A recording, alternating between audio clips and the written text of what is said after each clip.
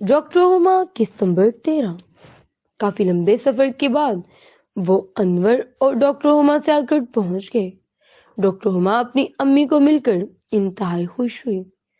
انور شادی کے بعد ڈاکٹر ہما کے مکے میں دوسری بار آیا تھا۔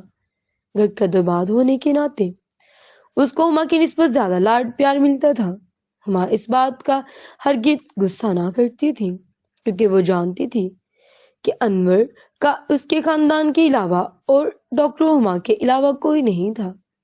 آج سب کچھ ان کی پسند کا بن رہا تھا۔ ڈاکٹر ہما کا بھائی انور کے ساتھ انتہائی خوش گپیوں میں مصروف تھا، تو ہما نے ان دونوں کو مخاطب کرتے ہوئے کہا، ارے واہ، میرے ساتھ تو کوئی بات نہیں کر رہا ہو سکتا ہے، میری کمپنی کسی کو اچھی نہ لگتی ہے۔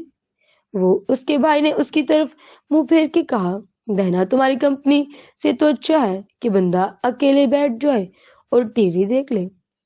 ڈاکٹر ہما نے اس کے اس جواب پر صوفے کا پلو اس کے سر پر دے مارا۔ دیکھا بھائی، انور آپ کا ہی ہوتا ہے کہ آپ اس پاگل کو برداشت کر لیتے ہیں۔ اس پر انور مسکرانے لگ گیا۔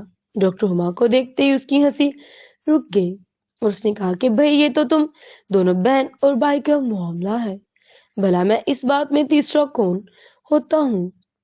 بولنے والا انور 2 دن کے قیام کے بعد واپس جانے کے لیے تیار ہو رہا تھا۔ اس کے دیکھ کر ہما کی امی نے اسے روکنے کا کہا تو انور نے کہا، خالہ، کام بڑا ہے اور میرے علاوہ وہ لوگ کسی پہ اعتبار بھی نہیں کرتے، آپ ہما کا دھیان رکھیے گا۔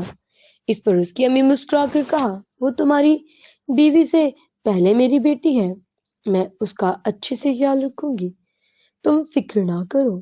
انور کے جانے کے بعد ہما کو ایسے لگ رہا تھا کہ وہ بہت اکیلی ہو گئی تھی۔ انور کے جانے کے چند دن بعد اس کے ساتھ بہت عجیب سا واقعہ پیش آیا۔ وہ کچن میں کام کر رہی تھی کہ اچانک اس کو دروازے پر دستک ہوتی سنائی دی۔ اس نے دروازہ کھولا تو ایک لڑکی اسے نظر آئی۔ اس کے بال بکھرے ہوئے تھے۔ اس نے کافی پیوند والا لمبا چوگا پہنا تھا۔ آگے کیا ہوا، یہ جاننے کے لیے اگلے قسط کا انتظار کریے۔ اللہ حافظ۔